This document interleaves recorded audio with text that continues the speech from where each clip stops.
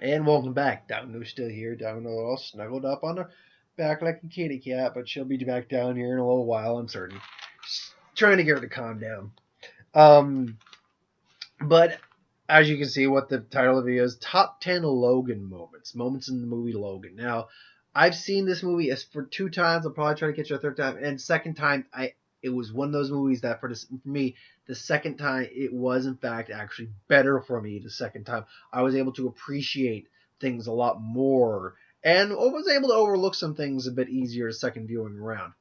So for me, while the movie's still very relevant, obviously I'm going to label this spoilers. This is going to be a spoiler video, and yeah, again, spoilers. If you have not seen the movie or you don't care about spoilers, or and you don't want to be spoiled, don't watch this. But if you don't care about spoilers or you've seen the movie, please continue. So I had it's kind of tough to how I ranked this because I have another list set up for another superhero um, week. Um, but it's part of it's how impactful it was in the movie, how I felt about it, my opinion, thoughts on it, and it's just overall either kick-assness or whatever. So basically, let's just get it started. So at number 10, I have X-24 versus Logan. Now again, we're in spoiler territory. X-24 is a legitimate clone of Wolverine, like Hugh Jackman playing the clone and everything, and they did that really well. What I liked about the fight, and as a plot point, it was interesting. I don't think they utilized it to its full effect, but it was still interesting. What I liked about the fight, not only is it just brutal to watch, but the way they go back and forth between Hugh Jackman X-24 and Hugh Jackman Logan was pretty seamless. Like, really, really well done. I couldn't tell, even the second time around, I couldn't tell, like, when a stunt double was in the place of Hugh Jackman. Um, it just it worked out. I thought it worked really well. And then again, the action sequence itself is pretty good. Plus that moment where Hugh Jackman just sees, or Logan just sees X-24 and just he's just doing this double take. Like, what the hell am I looking at right now? And then the bus blows up for Caliban um, and then Logan comes in, starts beating the crap out of X-24, and he's like, "What the hell are you?" And then he starts getting the crap out of him.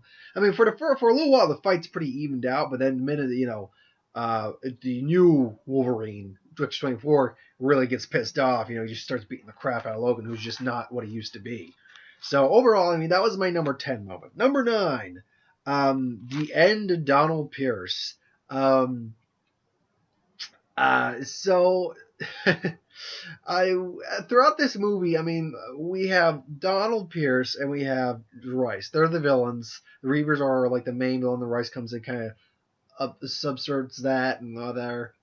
Um, and you're watching Pierce, and Pierce is kind of one of those villains you'll love to hate. You just see douchebag when you look at this guy. So you're like, okay, how's this guy gonna get his come up? It's like kind of want Logan to just rip into him. Um, but then you look at what he's done to like these mutant kids and stuff like that. You're like, okay, well, either way, I want something. I want this guy to get a serious comeuppance, and when he does, it's the kids going all freaking Lord of the Flies. What was it? Like a weebo one of us, like, is it the Freaks or something like that was the movie. It's like these kids just getting their revenge on him, using their powers, suffocating him, freezing him, electrocuting him, using the earth against the plants. Just it was just beautiful, sweet revenge against this a-hole. So I mean, I don't have a huge amount to say. Just watching these kids finally get their revenge of this dick was great.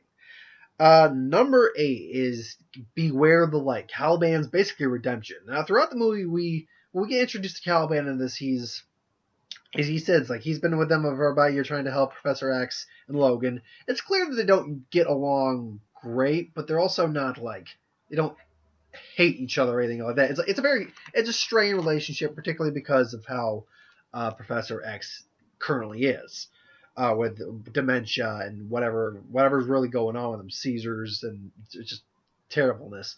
Um, but when he turns on him, we're like, okay. So, and I figured because I remember the Super Bowl spot, um, where we briefly saw the Grace TV spot where you see Caliban, gets the grenade pins and just throws and clips the pins. I'm like, okay, that's got to be near the end of at least his run. So when we actually see Caliban go for them, and we get harken back to Pierce torturing him, say, "Beware the lie. But your mama told you that every day of your life," and he tortures Caliban to get the information to help track him. To see him, give his life to just say, no, no, this is not what I signed up for. This is not what I wanted to do. Screw you. I'm giving them a chance. Beware the light. And then, just tosses them.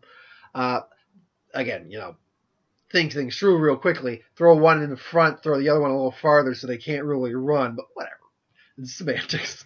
So I thought that was a really good send off for that character. They did a really good job, and piece of paper fell out. We'll just put that back in there. Give me 1 second. Okay. Moving on. Number 7. Basically the fight with basically the forest fight. The fight near the end. The climax near the end where Logan roids out on the more or less the healing factor juice. It's basically to heighten their powers. And he's basically back to Wolverine prime form Wolverine for about a minute and a half, 2 minutes, 3 minutes, for the amount of time where he's taking out most of the Reavers in the forest. And it's just because it's like because the kids leave us like not all at once, and he takes just a syringe as he's just huffing and puffing, just and they just hear that, ah! And then you just see him running, claws out, and you're like, you hear a Reaver go, "It's the Wolverine!" Like, oh shit. It's like, and he's not limping. He's full on sprinting. We're boned. And he just rips into these girls, just rah, rah, rah, just full on berserker mode, man. And then he goes and saves X-23. They team up. It's great. And then it wears off, and then he's got to go and confront them. And the fight between him and the final fight between him, X-24 and X-23 is fine. It's good. It's not my favorite fight in the movie. No, my favorite fight in the movie is much later down on the list, or action sequence, I guess is a better term. Domino just slid down like a slinky. Okay, I'll turn the light out a little bit for you, baby. But no, that's still that moment where we just see Logan ripping into bitches is great, just awesome. Number 6, basically X-23 Unleashed. The scene where the Reavers come to collect X-23. She takes them out. She's walking out with the head in her arm, and then it's just no, and then she just starts taking these assholes. She's ninjaing them. She's stealthing them out, and then she's just tearing them to pieces. She gets a freaking harpoon through her. She tears out, heals. The foot claw comes out. She stabs the guy in the neck. It's just awesome. And then the car chase that comes along with that, it was pretty awesome as well.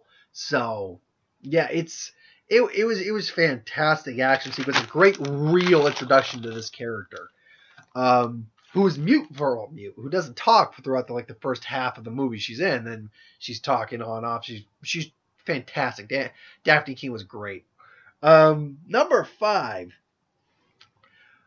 is what I title Logan and Lon Nightmares. Now, what I mean by that, it's the scene where they make it to the safe house, Eden, and Logan's slowly recovering because of his adamantium poisoning and the healing juice, and he wakes up from a nightmare. And he just, first off, I like how he wakes up kind of like an ambulance.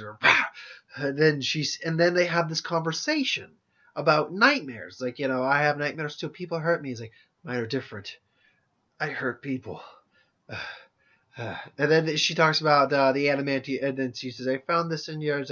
I found this, a long ago. I kept it to remind me what I am. But nowadays I keep it because actually I was thinking about shooting myself with it.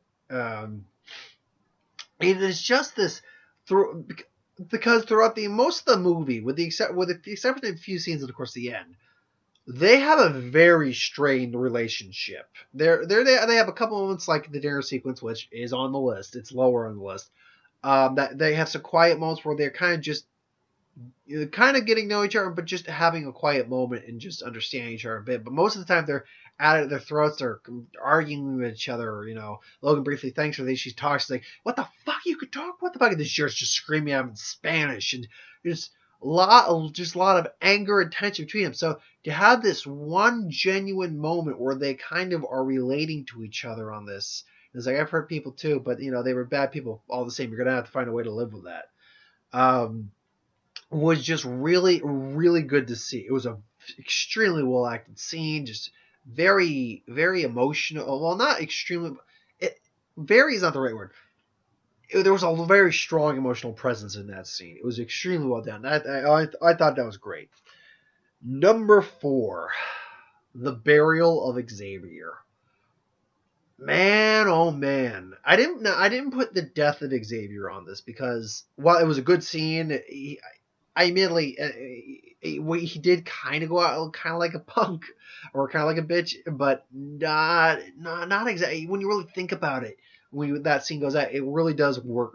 That was kind of how he would have gone out. Because what do you expect? He's going to go out on like a badass action suit. Because that's not Xavier, even with his seizures kind of kicking up and doing stuff.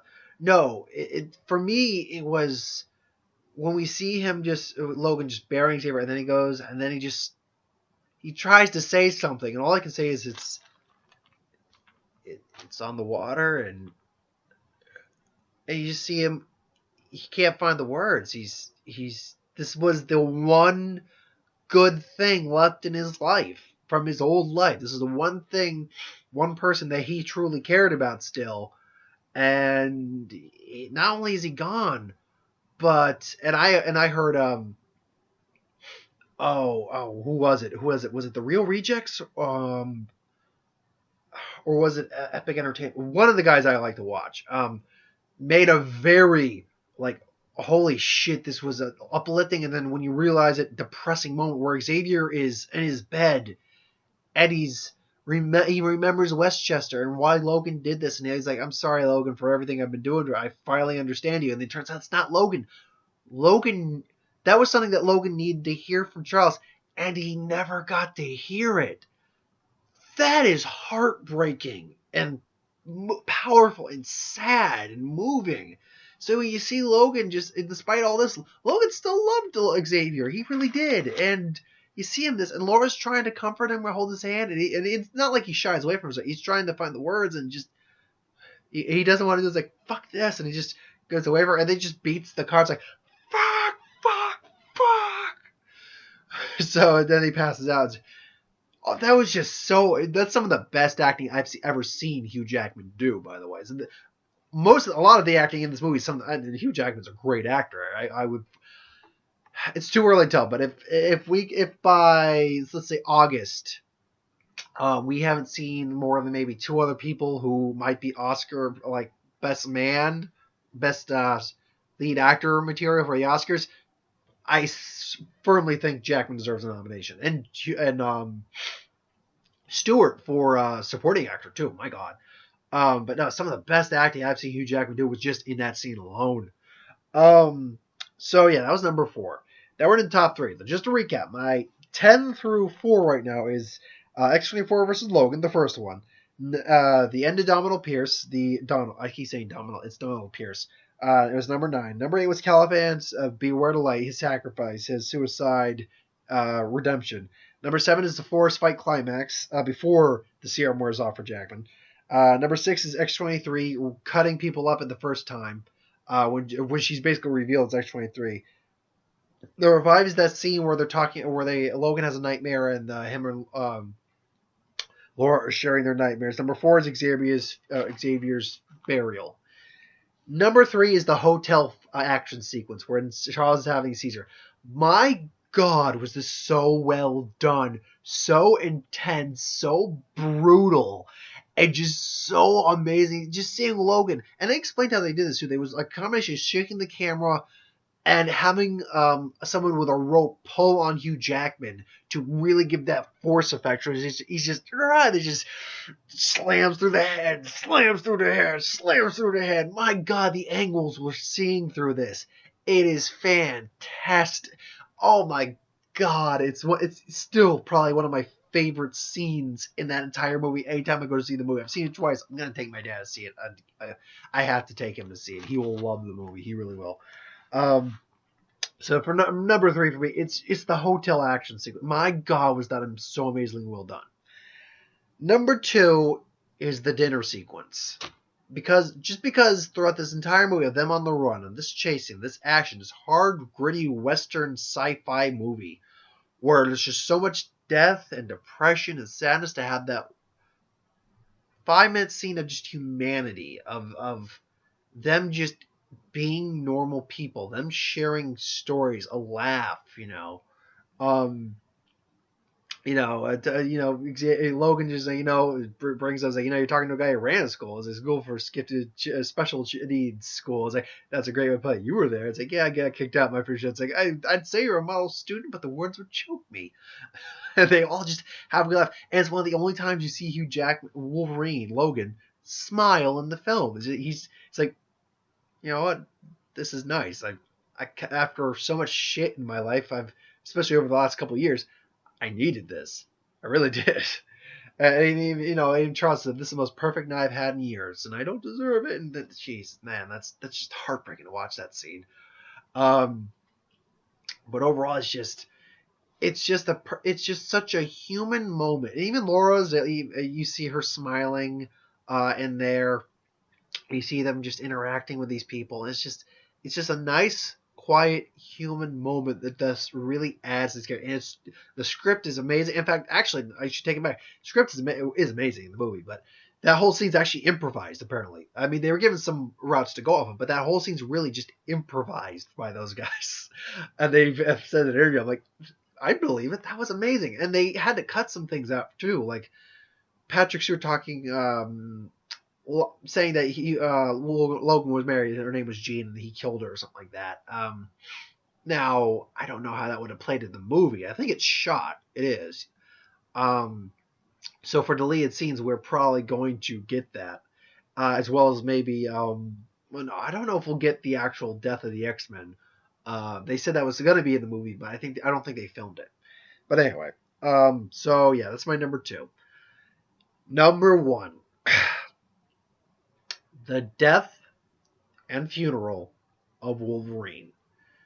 To me, this was done as just about as well as you could have possibly done this for this character. Just breaking them down, the death itself, where we see, he's skewered, he's bloodied, and to be fair, I feel like if you're watching, you can kind of see his healing factor is like still kind of there. Maybe he's like trying to heal around it, but I don't think it is. So you just see him, and he's in his final moments, and he's just telling her to run, and he echoes the words that were echoed to him, like, "Don't be what they made you." And then Laura just said, she's just like, and then she says, "Daddy," and I'm like, dude, oh man, that's I've seen it twice, and I still get choked up in the scene. I'm like, what feels? So it's being Mark just like, I didn't want to feel feelings. Why'd you make me feel feelings? I'm like, damn. And then Logan just says the line, and it can be interpreted many ways, but I think he's talking about his mortality, what death feels like. And it's like, so this is what it feels like. It's like for someone who's more or less been invincible, immortal throughout his entire life, to finally feel mortality, to finally feel death's grasp. It's like, so this is what it is. And he's kind of, he's got like a peaceful smile on his face, and he just goes. He passes, and just, I'm obviously not an actor, or at least not professionally, but it's heart moving, it's heart wrenching, and it is sad to see this character. 17 years, man. 17, actually no, 2000? No, 18 years. When you actually, let me double check the first X-Men movie.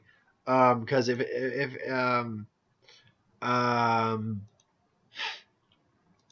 it's 2000 when it came out, X-Men, then it's actually longer, because you can't factor in you gotta factor in 2000 as a year in itself instead of 2001 to 17. So hold on. X-Men the movie 2000. 18 years, just shy of 2 decades that him and Patrick Stewart, mind you, have been playing their respective roles. There's very little you can say about that except we salute both of you, sirs. You have done more than you ever needed to for us as movie fans, and we appreciate every bit of it. But then moving on to the funeral, which I think is honestly the most heartfelt, heart-wrenching, amazing. It really does feel like the old gunslinger being laid to bury in a western. He saved the village, and you start with X-23, who knows very little of the real world, but saw that movie Shane with Patrick Stewart, with Charles, and she decides to quote the line from Shane where he's leaving. And now go around and tell your mother that there are no more guns. Man's gotta be man, man's gotta be. It's a brand. There's no escaping from it. Now go home and run to Myra that there are no more guns in the valley. And in this case, there are no more guns in the valley. The Reavers are gone. Rice is gone. Maybe not all Reavers are gone, but you get the gist. And then they go, and she takes the cross, turns to the X. And for me, watching it the second time, and having realized what it really meant to see that X and see that burial and see that basically that grave, that gets me, because what that X represented is the last of the X-Men. He was the last X-Men. He rose up to the occasion and saved the new mutants that existed, and he gave everything he had and more. And it's the last X-Men in the film, at least in terms of, the continuity of the old films. The last time for Hugh Jackman, and more or less the passing of the torch. The last one goes so the new generation can rise. And my God, did I just feel like that was done. That could not have been done more beautifully. Now, I do hear that Hugh Jackman actually said he had an idea for a version where Wolverine lived, and I would have been completely fine with seeing Wolverine lived, because I didn't want to see Wolverine die, but when I saw him, like, damn it, they did it justice. They did it justice, and I can't complain about that. Now, I had a guy in the comments section for our review for Logan say, fuck Fox, they should just give everything back to Marvel and stuff like that. Well, no, I disagree with you. That's all I'm going to say. I disagree with that notion. If Marvel had the X-Men, well, yes, you could have them all in the cinematic universe, and Hugh Jackman, I think, actually would come back one more time to play Wolverine, so he could be in an Avengers movie. I think you'd actually get him to come back. But while they'd all be in the cinematic universe, do you know how less superhero movies we'd get? You know how many few X-Men movies we'd get at that point? Another hero. I know that there's oversaturation, but we get all the Fox movies we get, then we get all the Disney movies we get, then we get all the DC movies we get. And Sony, Spider-Man's technically done by Sony, so we get Sony Spider-Man movies too. We are good. If you want to lessen the amount we get from Fox, because remember, Deadpool falls in line with that too. And by the way, why are you... You realize we would not have gotten an R-rated Wolverine if it had been at Disney. There's no way we would get an R-rated anything superhero related from Disney. The closest you're going to get is the Netflix series. But I digress. That's a different video entirely. But anyway, yeah, that's my top 5 Mogans. Mogan. That does sound like a character name. My name is Mogan. Top 5 moments, or top 10 moments from Logan. Anyway, thanks for watching. I hope you enjoyed. Like, comment, share, subscribe. If you have an idea for any Who Would Win, Star Wars, What If, Superhero, magic videos, anything I do on the channel, please put in the comments below. Let me know. I will get to it at some point. Beauty and Beast will be later tonight. So, just keep your eyes out for that review. I don't know if Mark will be around to join me, but we'll see. Anyway, thanks for watching, and I'll see you folks next time. Have a good one.